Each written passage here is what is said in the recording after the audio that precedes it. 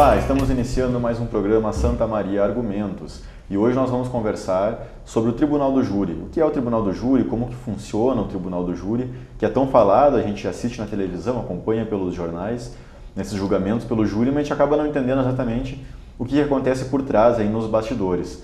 E para conversar conosco, nós estamos recebendo aí mais uma vez o Dr. Dietmar Strau, que é advogado, foi presidente da OAB Subseção Agudo, atualmente é conselheiro estadual da OAB, foi membro do Conselho de Ética e Disciplina da OAB também, do Estado do Rio Grande do Sul. Então, muito obrigado, doutor Dietmar, por estar aqui conosco mais uma vez conversando com o nosso telespectador e hoje falando sobre esse assunto que é um assunto extremamente interessante, que é o Tribunal do Júri. Então, muito obrigado pela sua disponibilidade. Eu que agradeço ter essa oportunidade de estar aqui, né, nesse programa tão importante, a TV Santa Maria, e transmitir um pouco daquilo que a gente aprendeu na vida, na academia da vida, né? E sobre essa instituição do Tribunal do Júri, que é tão importante para a classe dos advogados e para a sociedade toda. Bom, nós conversávamos antes aqui um pouco sobre o Tribunal do Júri, eu vou tentando lembrar um pouco do que a gente conversava já para a gente ir repetindo aqui no programa. Essa questão do júri, assim, a gente fala, tem uma imagem, e uma imagem que às vezes vem, né, como eu dizia assim, de filmes, a gente acaba criando uma imagem sem nunca ter ido num júri, mas eu acredito que quase todo telespectador consegue imaginar o que seja um júri, né? Que são julgamentos assim, de processos de grande repercussão que envolvem realmente a sociedade. Em cidades menores acho que a gente acaba tendo até um pouco mais de repercussão, porque todo mundo se conhece, sempre tem alguém que está envolvido com o crime no fim, porque ou é parente da vítima ou é parente do réu, as cidades são menores, né? Mas o que pode compartilhar conosco sobre o Tribunal do Júri? O que tu tens acompanhado? Eu posso relatar assim do que eu vivenciei pessoalmente antes de ser advogado, né? No interior a gente escuta rádio, na época estava rádio, depois mais... Original da que cidade? Linha Ávila, Dona Francisca.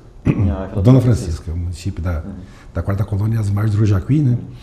E quando a gente acompanhava isso, e a gente não tinha dimensão do que é o Tribunal do Júri. Na verdade, quando a gente vê pela televisão, ou quando a gente assiste os noticiários, sempre tem que ver onde é que se passou esse filme, né? Qual é o país? Porque o sistema americano é totalmente diferente do nosso, o sistema francês, o sistema alemão, né? Os júris, existe a instituição do júri, porém é diferente do nosso sistema. Então a gente não pode muitas vezes empolgar com os julgamentos que acontecem lá, que o nosso sistema aqui é um pouco diferenciado. Mas o nosso Tribunal do Júri está previsto na Constituição de 88, né? Com a previsão da plenitude de defesa a favor do réu, e são submetidos ao Tribunal do Júri os crimes dolosos contra a vida. Crimes, via de regra, homicídio e seus semelhantes, né? Instigação, induzimento ao suicídio, enfim, todos esses crimes. Seria o crime doloso, né? Para o telespectador entender. O crime doloso contra a vida seria matar alguém, e matar alguém porque eu quero matar, é meu inimigo, eu não gosto daquela pessoa, eu mato ela. Vontade livre e consciente. Ou porque eu sei que a minha conduta vai acabar acarretando na morte da pessoa e ainda assim eu não me importo com isso. É verdade, esse é o crime doloso contra a vida, né? Eu vejo uma pessoa na minha frente na rua, eu estou no meu carro em alta velocidade, eu sei que ela vai morrer se eu atropelar ela, mas eu não freio. Eu continuo acelerando, alguma coisa assim. É verdade, esse já seria também crime doloso contra a vida. Esse é o caso dos crimes de trânsito, né, que muitas vezes são levados a júri e também muitas vezes há desclassificação para homicídio culposo em vista das circunstâncias produzidas na prova. Para o advogado que é atuante no Tribunal do Júri, fazer a defesa de um júri desses que envolve um acidente de trânsito, acho que é mais fácil. Porque o jurado normalmente ele consegue se enxergar no lugar do réu ou não? Com certeza, eu acho que o julgamento do jurado é um julgamento menos técnico, né? Não é um juiz de direito que vai julgar aquele fato, né? Então, os debates muitas vezes acabam decidindo, né, a circunstância das provas. A prova é importante nos autos, porém, claro que convencer um corpo de jurados muitas vezes é mais viável, pode ter mais possibilidade do que se convencer um magistrado. Tem toda uma bagagem técnica no mundo do direito, né? A gente acaba tendo agora algumas inovações, eu não tenho essa atuação no processo criminal, então eu não acompanho também tanto o que acontece na legislação que envolve esses julgamentos. Mas o que eu tenho observado é uma tendência a individualizar agora cada tipo de morte, vamos dizer assim. Então, se eu matei a minha esposa, vai ser um crime contra a vida contra a mulher, então ele vai ter uma qualificadora que foi contra a mulher. Se é contra um idoso, ele vai ter uma qualificadora que é contra o idoso. Então, no fim, tá deixando de ser abstrato esse crime doloso contra a vida, a gente vai acabar tendo, assim, especificidades que vão... Sim, começou a se criar, né, critérios para cada tipo de vítima, vamos dizer assim. Homicídio, crime contra a mulher, crime contra o idoso, crime contra a criança e tal. Tem todas essas circunstâncias que acabaram surgindo na evolução da legislação, né? Mas... que acabam dificultando a vida do advogado. Acabam dificultando, com certeza, né? Porque eu imagino que um padrasto que mata o enteado, ou um marido que mata a esposa, um filho que mata os pais, são crimes que torna praticamente impossível a defesa num tribunal de júri. É uma defesa meramente técnica, né? O Rui Barbosa dizia que todos têm direito à defesa, mas é uma defesa técnica no caso. Analisar uma questão de prescrição, alguma prova que não foi produzida no processo, algo nesse sentido. Agora, a repercussão negativa que esse tipo de crime tem acaba tornando praticamente impossível uma absolvição. E muitas vezes, as dificuldades sempre são maiores, né? E muitas vezes a sociedade acaba vinculando o advogado, muito embora o advogado esteja lá exercendo o seu mister, né? A sua função, que é ser advogado, fazer defesa do réu. E o réu, por disposição constitucional, obrigatoriamente tem que ter um defensor. Então, de forma alguma, o advogado que atua a favor de A, ou B ou C pode ser taxado pelas circunstâncias daquele crime que aconteceu. Até porque, e aí é a minha opinião, o advogado ele não está defendendo o réu. Na verdade, está defendendo a sociedade de que aquele crime seja justo. Está defendendo o direito do réu, né? Sim, mas quando ele defende o direito do réu, ele defende a sociedade. Porque eu estou defendendo as pessoas que os julgamentos são justos. Ou seja, todo mundo que for julgado vai ter direito a um julgamento justo. Não vai ser A ou B que vai ter um julgamento injusto. A rigor, o Ministério Público é o advogado da sociedade. O Ministério Público tem a função de punir os delitos, né, a favor da sociedade.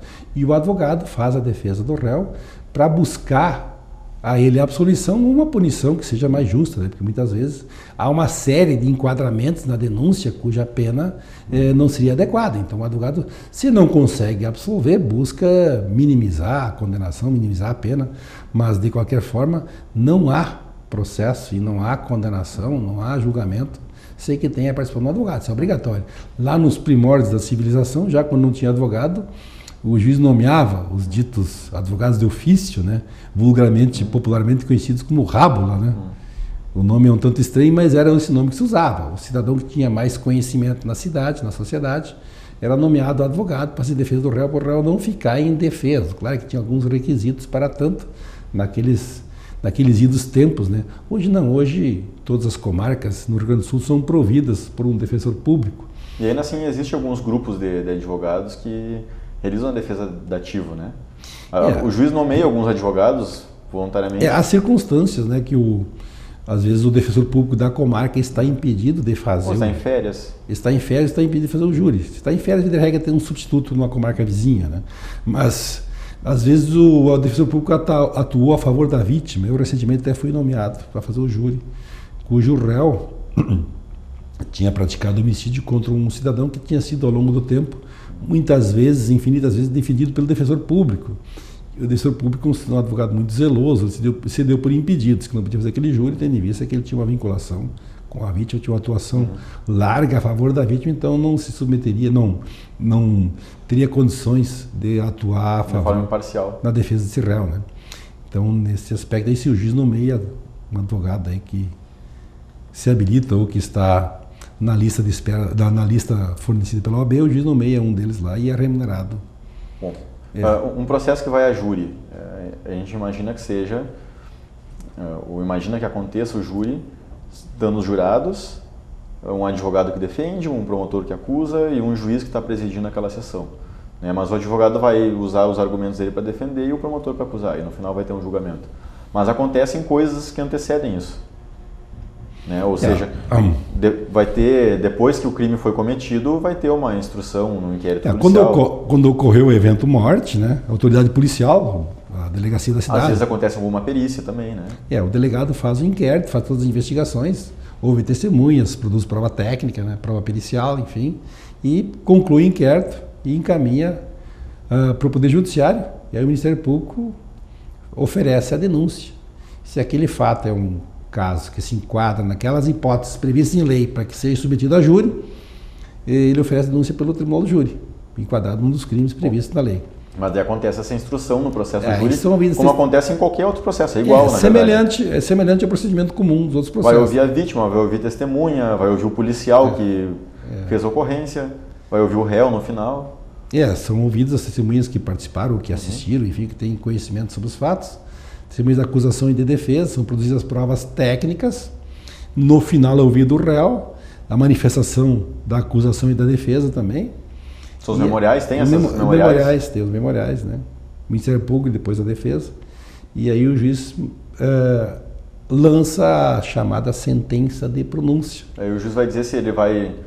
Aí o juiz já dá uma... Digamos que não vá a júri.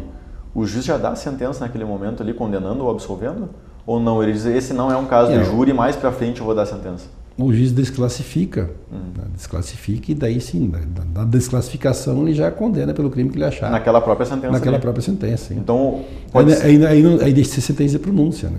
Então quer dizer que o réu vai ficar sabendo ali, ou que ele foi condenado ou absolvido por um homicídio culposo, ou que foi considerado doloso e aí ele vai a júri. E tem a hipótese também da absolvição sumária, né? Quando até então o juiz já se convenceu que, embora fosse um caso de júri, ele já absolve sumariamente, sim. Então é possível que mesmo um crime que é doloso contra a vida, ele não seja julgado por um júri? Pode ser quando é evidenciada, por exemplo, hipoteticamente, a legítima defesa. O juiz já reconhece na sentença e ele lança a sentença de absolvição sumária. Claro que aí tem recurso de ofício ao Tribunal de Justiça do Estado, tem que se manifestar também sobre isso. É obrigatório daí o recurso? É o recurso de ofício, sim. Mas a partir daquele momento, o juiz está dizendo que aquele processo está pronto e o réu deverá ser levado a júri. A partir daí já se tem uma lista, né, de 100 jurados. Pois é, como que é essa escolha dos jurados? Como que acontece? São pessoas da sociedade, né? Elas estão cadastradas. O juiz busca, pelo menos nas pequenas comarcas é assim, né? O juiz busca na sociedade pessoas que têm conduta ilibada, que têm um bom comportamento, que têm um histórico, né, na sociedade. E esses nomes são lançados no edital e... Todo ano troca? Todo ano é alteração na lista, né? Muitas vezes... São as mesmas pessoas porque a cidade é uma cidade pequena. Troca alguns nomes só, né? Circunstancialmente. Às vezes o cidadão se mudou de cidade, ou o cidadão pediu para sair depois de um ano de trabalho e tal. Aí é alterada a lista, mas desses 100 jurados é marcada uma sessão de sorteio na sala de audiências ou no gabinete do juiz. A OAB é convidada para esse sorteio. Depois da sentença de pronúncia. Então, quando sai a sentença, o juiz marca na verdade, os nomes. Às vezes, na verdade, o sorteio esse não é especificamente. Né? Não é para um processo. Não é para um processo só. Geral. Para aquela sessão daquele mês, são aqueles, né, que são convocados. Tanto que no júri já são convocados automaticamente para o próximo. Né? Naquele mês, são aqueles jurados que vão ser os convocados. Né? Sorteados os 25, com a participação, o advogado que tiver processo naquele mês, se quiser participar, mas o magistrado notifica o representante da OAB sempre para participar desse sorteio. São sorteados, eram 21, agora são 25, a legislação mudou. E esses 25 são todos eles convocados para o dia em que é marcada a sessão do tribunal do júri. E no começo, o juiz apregoa o júri e depois... De manhã cedito lá, 9 horas. Às 9 horas é sorteado. São sorteados os 7 jurados, composto o corpo de sentença. O advogado já tomou as 2 térmicas de chimarrão. O advogado já participou. Na hora do sorteio, né? O advogado e promotor de justiça também, né? E a via de regra não. Evidentemente, né, que advogado e promotor de justiça estão mais ou menos na mesma situação, né? O promotor de justiça atua na acusação, muito embora o Ministério Público seja o representante da sociedade do Estado. Busca fazer justiça, pode também ofertar, pode também pedir absolvição no dia do júri, né? Se ele se convencer que não tem culpa. Mas daí sorteia os 7. Aí os outros que são os outros dos 25 que sobraram vão embora. Vão para casa. Estão dispensados, mas já estão convocados. Se tiver mais um júri naquela sessão, naquele mês, já estão automaticamente convocados. Aí ficam os 7 ali. Como é que começa o júri? Como é que inaugura lá? O que acontece no início do júri? O juiz toma o juramento dos jurados, né? Se comprometem a julgar com isenção. Tem uns ditos próprios lá na lei processual previstos. O jurado, fazer redundância, o jurado faz o juramento e aí o juiz explica que vai ser submetido ao tribunal do júri e são ouvidas testemunhas de plenário, se tiver, via de regra tem. Né? Tá, mas e o que aconteceu antes no processo? Se o advogado pode pedir, indicar peças a serem lidas no processo. Então, daí o oficial de justiça vai ler. Alguém encarregado, a secretária do juiz, o oficial de justiça, ou o próprio magistrado, alguém vai ler aquelas peças. O juiz já diz de antemão que aquela leitura é uma mera leitura, que qualquer entonação diferenciada de voz não significa tendência para A ou para B. Né? É uma leitura isenta. Aliás, a função do magistrado no tribunal do júri é presidir a sessão. Né? É fazer com que as coisas aconteçam realmente. Seguir o ritual previsto em lei para aquele julgamento. Quem vai dar o veredicto, e esse veredito, quem diria o ministro do Trabalho, da Magre, dizia, é imexível. Né? O que o jurado disser, o juiz acolhe e aplica a sentença de acordo com aquilo que o jurado disser. Se é absolvição, se é condenação, se tem circunstâncias agravantes, atenuantes, enfim. E o que seriam as testemunhas de plenário? É aquela que o advogado... Em que hipótese a gente pode levar uma testemunha? Via de regra, o advogado avalia o processo e vê aquela testemunha que ele acha mais. Tem 10 testemunhas, vai levar plenário, 1 ou 2 ou 3, né? Tem que arrolar previamente, o advogado tem que se manifestar nos autos, no prazo adequado, né, dizendo que quer ouvir em plenário testemunha A, B e C, para ser ouvido em plenário, assim como o Ministério Público, que as testemunhas mais importantes a gente ouve em plenário. Por quê?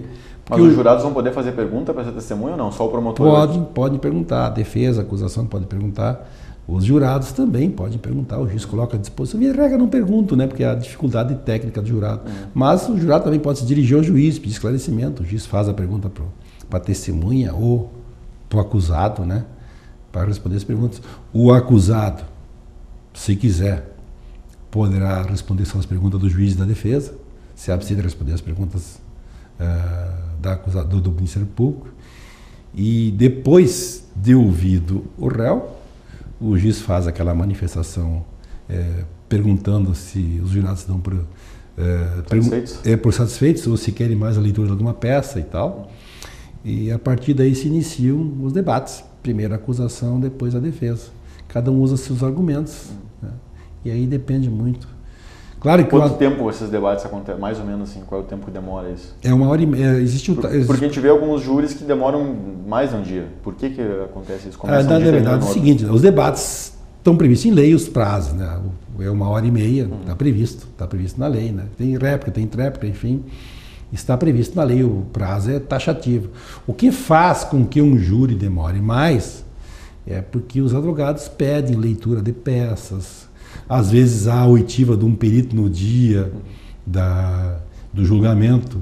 Eu já vi em oportunidade o juiz no dia do julgamento, alguém resolveu chamar o perito para ser ouvido, um perito que participou do processo e tal. Isso tudo acaba alongando o júri, né? A gente nunca tem como... que horas começa os debates? É difícil prever, né? Cada júri, cada caso é um caso. Os debates só acontecem depois de toda essa parte formal. Quando toda a parte formal está resolvida, bom. Então vamos aos debates, né? E daí é o momento que o advogado vai fazer a fala dele. A acusação expõe suas razões e depois a defesa expõe suas razões. O Ministério Público depois pode voltar para a réplica e aí a defesa pode voltar para a tréplica. Bom, nós vamos para um rápido intervalo e aí depois nós continuamos falando sobre o Tribunal do Júri, recebendo a Torid Timar aqui no programa Argumentos. Fique conosco, aguarde rapidinho, nós já voltamos.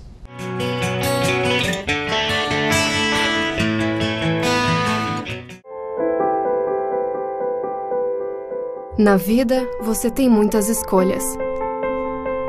Qual caminho seguir?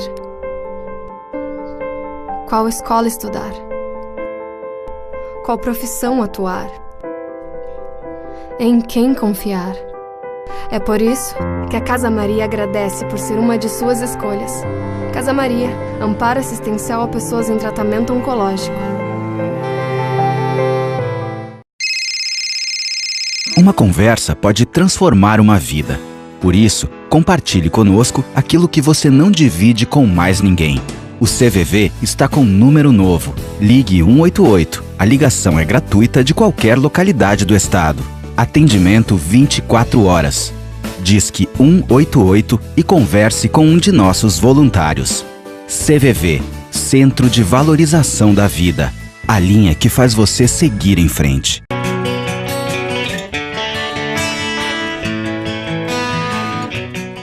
Voltamos com o programa Santa Maria Argumentos. Estamos conversando hoje sobre o Tribunal do Júri e recebendo o Dr. Dietmar Straub, que está compartilhando um pouco, não só do conhecimento técnico, mas das vivências, das experiências no Tribunal do Júri. Então, Dr. Dietmar, a gente conversava antes do intervalo como que acontece no dia do júri, né? Até tinha ter perguntado por que algumas vezes o júri passa de um dia para o outro.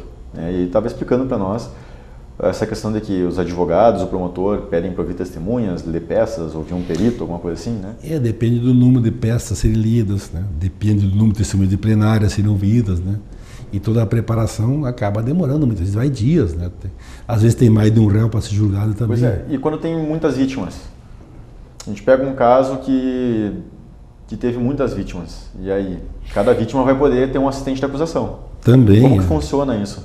Se houve mais de uma morte, sim, cada vítima pode, a família da vítima, né? Porque a gente tem algumas pessoas que falam assim, advogado tem que defender, advogado não pode acusar, quem acusa é promotor. Mas a gente tem aqui em Santa Maria, eu acho que é bem, pelo menos nos nossos processos de júri aqui em Santa Maria, é bem comum que a família da vítima contrate um advogado para fazer a acusação junto, ao lado do promotor. Sim. Cada uma... Na nossa cultura local isso é bem comum aqui em Santa Maria, acho que Sim, eu já atuei com uma assistente de acusação algumas vezes. A família da vítima, se for homicídio, né? A família da vítima, os familiares que comprovarem a vinculação, pode, através do advogado, se habilitar para atuar na assistente de acusação e, claro, vão dividir o mesmo espaço do promotor de justiça. O promotor de justiça o promotor de justiça é o dono da ação penal. Mas se tiver 10 vítimas? Se tiver 10 vítimas... Entrou alguém na televisão que agora atirou em todo mundo, matou todos. E aí? Pode ter 10 assistentes de acusação. Claro que... Mas e o tempo, como é que vai ser? Vão dividir o tempo. Não vai dar para somar o tempo, vai dividir. Vão dividir o tempo, né? A acusação... É melhor contratar um advogado para defender os 10, então. Senão vai ficar difícil para dividir o tempo. O Ministério Público é o dono da ação penal. O Ministério Público que destina o tempo, né? Pode o juiz falar assim, não, eu não vou aceitar que vocês contratem um advogado para acusar, porque vai ficar muito complicado o processo. Na verdade, o advogado, com a procuração de familiares da vítima, requer habilitação. O juiz pode indeferir essa habilitação. Claro que desse indeferimento... Cabe recurso, cabe o mandado de segurança, me fala. Mas é praticamente impossível um juiz negar. Eu não tenho conhecimento do juiz ter negado a habilitação dessa acusação, né? Salvo se, a hipótese remota, assim, né? O cidadão lá foi assassinado e quem outorgou a procuração para o advogado não tem vínculo, né? Tem vínculo familiar, de sangue, com a vítima, daí pode acontecer do juiz. Teria que justificar daí por que está se habilitando, né? O juiz pode indeferir, hipoteticamente, a habilitação. Bom, e aí esse assistente de acusação vai falar também no dia. E como que acontece isso no dia lá? O advogado que está acusando, ele combina com o promotor? Eles sentam antes para combinar o que eles vão fazer?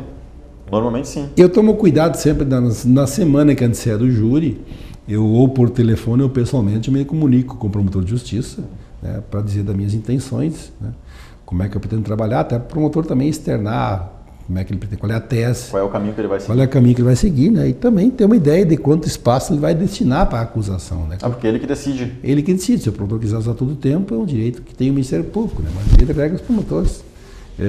Mas o advogado não vai poder falar nada. O promotor destina um espaço de tempo para que o assistente da acusação também se manifeste. Às vezes o tempo é meio curto. Já me aconteceu ter um tempo muito curto. Aí tem que aproveitar aquele tempo. Tem que ser ágil, hábil, né? E usar aquele tempo para externar. Tem que encantar os jurados daí. Tem que encantar os jurados para buscar a aprovação da sua tese. Bom, então, e basicamente, o promotor vai fazer a manifestação dele pela condenação, normalmente, né? Ele pode pedir absolução, mas normalmente ele vai fazer pela condenação. O advogado defende, volta para o promotor, e aí depois volta para a defesa falar por último. O Ministério Público pode. Então cada um fala 2 vezes. Se o Ministério Público é o dono, né? Se o Ministério Público pedir para voltar em réplica, a defesa poderá pedir a tréplica daí, né? Mas se o promotor não quiser... Se o promotor não volta, aí não tem, né? Aí já acabou por aí. Mas é injusto isso, né? O Ministério Público muitas vezes pensa... Se o advogado é muito bom, é melhor deixar assim. Não, se o advogado está muito bem hoje, vamos acabar por aqui, porque é melhor deixar desse jeito. Vamos encerrar por aqui, né? Vamos deixar, como é que diz o gaúcho? Vamos deixar por assim, né? Vamos deixar em 1-0 que está melhor. Mas o interessante disso tudo, né, que a evolução que eu vi hoje, que eu vejo na advocacia, né, que quando eu me formei lá em 83, a ideia é que tinha assim, o advogado para fazer júri tinha que ter barba branca, cabelos brancos, né, ter uma idade já considerável. Para ser né? respeitado na sociedade. Hoje não, a gente vê aí a juventude está atuando no Tribunal do Júri com muita competência, né? Jovens advogados aí estão desenvolvendo um trabalho extraordinário, mudou muitos tempos. Né? Eu mesmo, quando fiz meu primeiro júri, eu já tinha mais de 10 anos de carreira. E a gente acaba, as circunstâncias todas, né? A gente acabava na época amadurecendo a ideia, fazer um júri, né? Eu sempre pensava, né? O advogado criminalista, tu frisou bem, né? A realização do advogado sempre é o Tribunal do Júri. Hoje, nas pequenas comarcas, o Tribunal do Júri fica uma situação cada vez mais restrita para nós advogados. Porque como tem defensor público e quando o réu é hipossuficiente, é carente, é pobre, tem dificuldades econômicas, o juiz nomeia de imediato o defensor público. E a gente precisa reconhecer também o belo trabalho que a Defensoria Pública realiza. Ah, com certeza. Não só por não ter capacidade, porque se o réu é pobre, mas se ele não confia no defensor público, ele vende tudo que ele pode vender para contratar o advogado. Mas a gente tem visto um trabalho da Defensoria Pública que é um trabalho realmente muito bom. Tem defensor público muito competente no Tribunal do Júri, sim. Todos se dedicam e fazem o júri com muita capacidade e com muita competência. A sociedade pode ficar tranquila, né? Aquele advogado, aquela pessoa que é carente, quando é nomeado defensor público, o defensor público faz. É óbvio que o defensor público ele sofre com algumas limitações pela quantidade de processos que ele recebe, né? Então talvez o tempo que ele possa se dedicar para o julgamento naquele júri seja menor do que talvez, né, que o advogado possa dedicar. Às vezes o advogado pode passar a semana que antecede o júri se preparando para aquele júri, né? O defensor público, pela quantidade de processos que tem, é praticamente impossível que ele consiga fazer isso. Então isso acaba tornando um pouco diferente a possibilidade de trabalho, né? Essa possibilidade do advogado ir a qualquer momento conversar com o réu, o defensor público. É um tanto mais difícil, né? Mas depende muito, né? Mas a gente tem visto belos júris. Sim, e depende muito do réu. O réu tem que se dedicar, né? O interesse é do réu. Quem está sendo processado é o réu. Se ele teve nomeado a seu favor do defensor público, cabe ao réu buscar a defensoria pública, né? E aguardar ser atendido para poder conversar com o seu advogado. O defensor público é seu advogado. Como que funciona durante o júri aí o tal do aparte? A gente vê falar, vou apartar, mas como é que funciona isso? Esse aparte é uma encrenca antiga, né? É um teatro. Desde o meu tempo da faculdade, a gente debate essa história do aparte, né? Na verdade, o dono da palavra é quem está com ela, né? E a outra parte pede para se manifestar e a gente pode conceder ou não. E isso acaba gerando um debate acirrado, muitas vezes, entre o advogado. Interrompe muito o outro. Entre o advogado e o promotor, o advogado e o assim da acusação, enfim, gera um debate mais acolorado. Aí cabe se mensurar, se medir, né? Eu, via de regra, não concedo a parte, né? E ninguém concede a parte. Eu nunca vi ninguém conceder a parte. É muito raro isso. Eu lhe concedo a parte. Não concede a parte, né? Ninguém quer ser interrompido no seu raciocínio. E cada um tem seu tempo para falar. Eu sempre digo, agora é a minha vez de falar e tu tens que me ouvir, quer queira ou não queira. Mas a tática de defesa ou de acusação muitas vezes é interromper o raciocínio. E quando o adversário vê que o promotor ou o advogado está desenvolvendo um bom trabalho e o jurado está começando a gostar daquela conversa, a tendência do outro dar uma atrapalhada no raciocínio do advogado. E, na verdade, o advogado muitas vezes não quer o aparte, ele quer interromper o raciocínio. Ele quer tirar um pouco de atenção. A parte é aquela substituição do jogador de futebol no final do jogo ali, por tempo passar. Dá uma esfriadinha, né? Dá uma esfriadinha, que a gente fica observando. E o adversário está lá, fazendo um discurso extraordinário. O jurado está todo ele prestando atenção. E está gostando da conversa. A tendência é da outra parte, do adversário, fazer um chamamento. Me concede uma parte, excelência, aquele discurso, para interromper aquele raciocínio, né? Fazer com que o jurado se distraia um pouco. E como que é essa tua experiência de estar num tribunal do júri, normalmente cheio, né, para a família da vítima, as pessoas acadêmicos, funcionários, servidores, sempre tem muitas pessoas assistindo um júri. Como que é essa experiência para o advogado que está lá? Eu tive uma experiência gloriosa, que eu digo sempre, quando eu fiz o meu primeiro júri, por coincidência, circunstância, foi um crime que aconteceu na minha terra natal, lá no interior da Francisca, tinha acontecido um duplo homicídio, e eu fui nomeado na época pelo juiz. Na época a comarca acho que era desprovida de defensor público na época. Eu fui nomeado pelo juiz para fazer o júri, fiz o júri. Nem tinha defensoria pública naquela época? Eu confesso que eu não me recordo da circunstância. Tinha, na faixa não tinha defensor público, mas eu não sei por que motivos eu fui nomeado para aquele fato. para aquele júri e acabei fazendo júri lá na minha terra natal. Foi um fato muito interessante, porque estava na assistência meus familiares e todas aquelas pessoas que me viram crescer desde menino, né? Trabalhando na lavoura, me conheciam, e evidentemente que aumenta a minha responsabilidade, aumenta o compromisso, a gente sente o peso da responsabilidade, porque está ali toda aquela sociedade que te conhece desde menino. E também depois fizemos um júri na Faculdade de Direito, onde tinha um auditório totalmente notado. Agora há pouco, um ano atrás? Foi em maio deste ano. Eu e o colega Leonardo Santiago fizemos o júri e, evidentemente, que com o plenário lotado... Foi o primeiro júri fora do fórum, foi isso? Não, primeiro júri na Faculdade de Direito. Na faculdade. Porque tem juiz que lá em Faxinal tinha a tradição de fazer o júri lá na comunidade, lá na sociedade. Na Câmara de Vereadores, uma coisa assim? Na Câmara de Vereadores. Ou o crime aconteceu na linha Ávila, Dona Francisca, vamos fazer o júri lá. O crime aconteceu na linha base. Foi o primeiro júri fora do fórum? Foi em faculdade? Como que aconteceu isso? Olha, era tradição lá na nossa comarca se fazer o júri lá na comunidade onde aconteceu o crime, né? O crime aconteceu na linha Ávila, o júri é feito na linha Ávila. O crime aconteceu na Vila Cruz, se fez lá no Salão Paroquial da Vila Cruz, é feito o júri. Isso não prejudica o réu? A vontade era... Não prejudica. Porque a população que está participando ali tem mais emoção.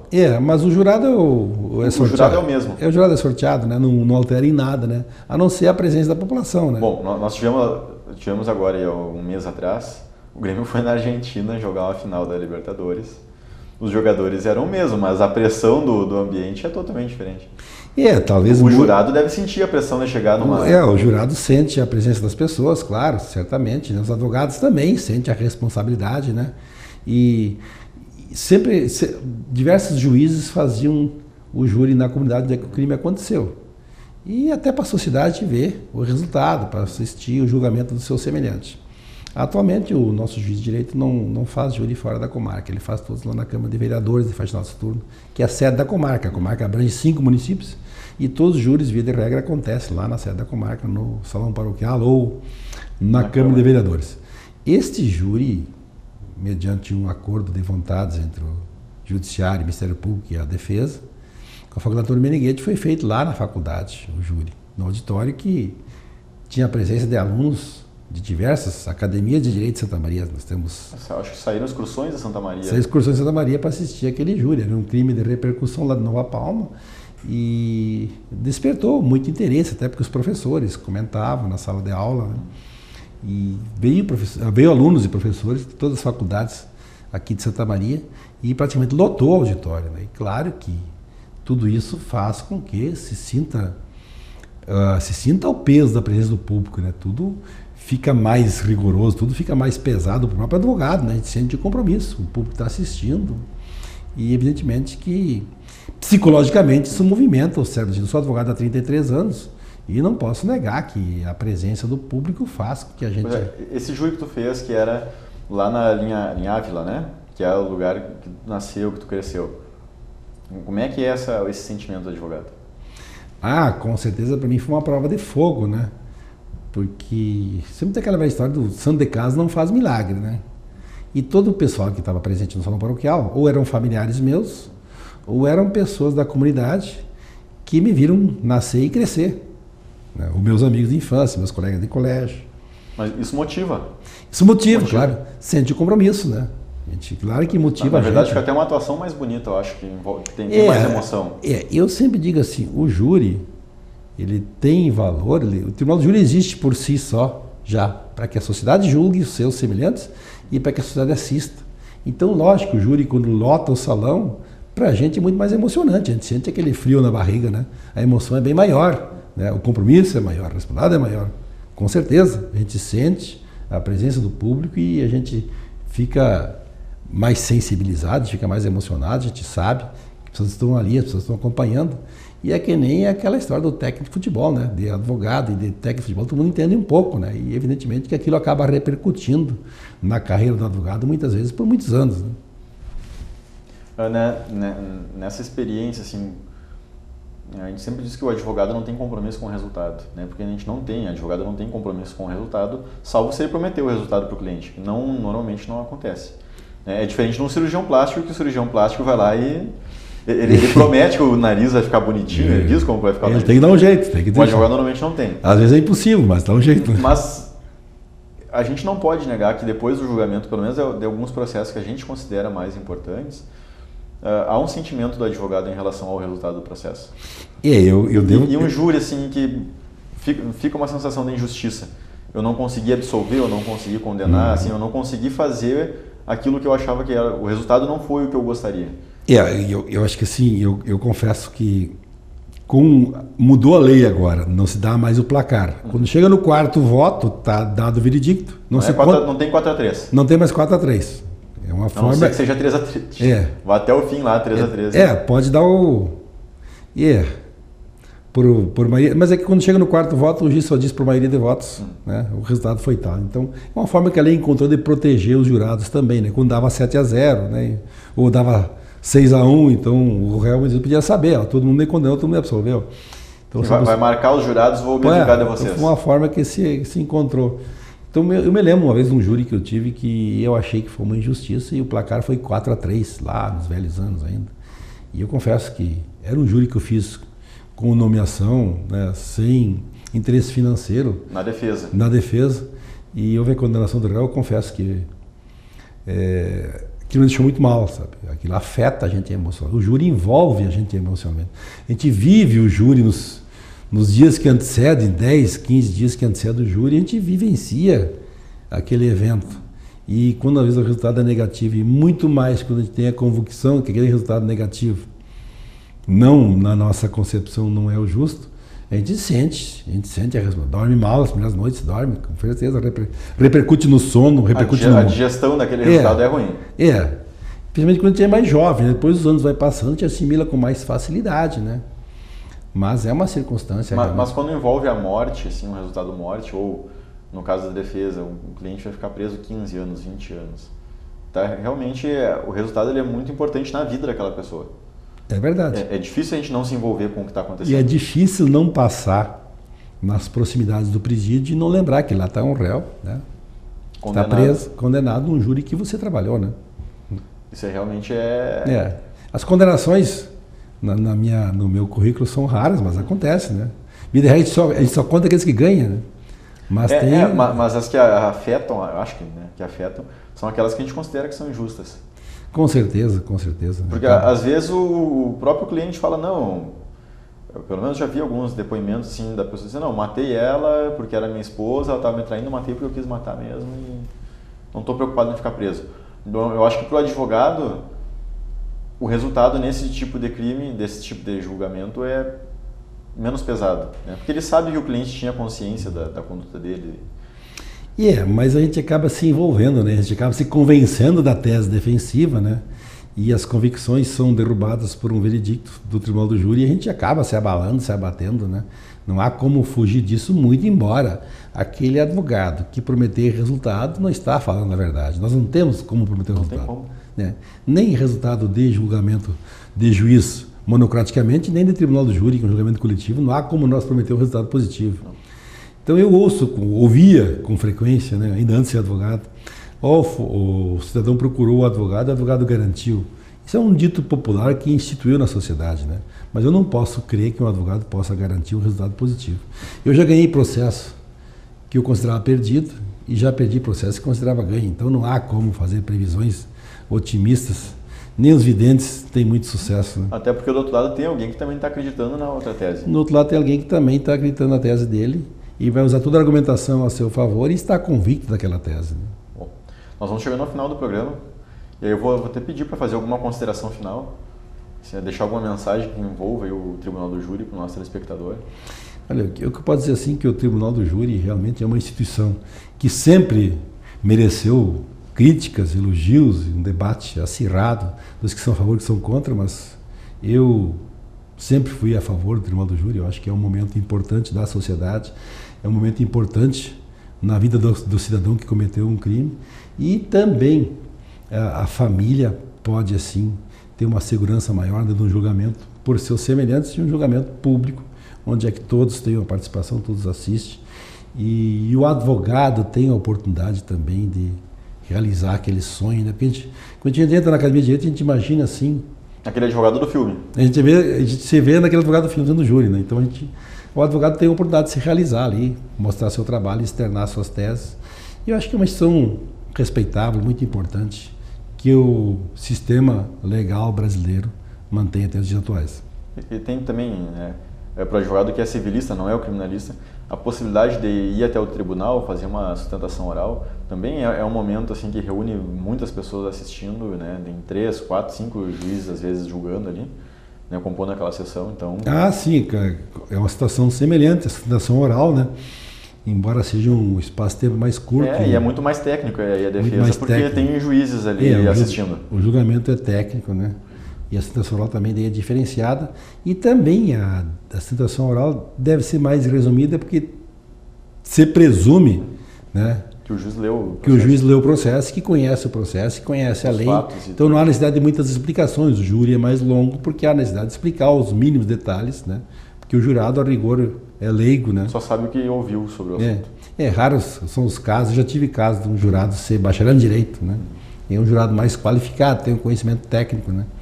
Bom, nós vamos chegando ao final do programa, então. Vou te agradecer mais uma vez, né, por estar aqui no programa Argumentos, conversando com o nosso telespectador e compartilhando. Acho que deu para o nosso telespectador, ao longo do programa, conseguir enxergar um pouco do que acontece no Tribunal do Júri, entender essas justiças e injustiças que a gente acaba, às vezes, rotulando o julgamento de alguns processos. Então, muito obrigado, doutor Itimário. Eu que agradeço. Muito obrigado pela oportunidade. Bom, vamos ficando por aqui com mais um programa Santa Maria Argumentos. Continuamos aguardando a sua participação pelas redes sociais, por e-mail, sempre sugerindo as pautas para o nosso programa, sugerindo convidados. Muito obrigado pela sua atenção.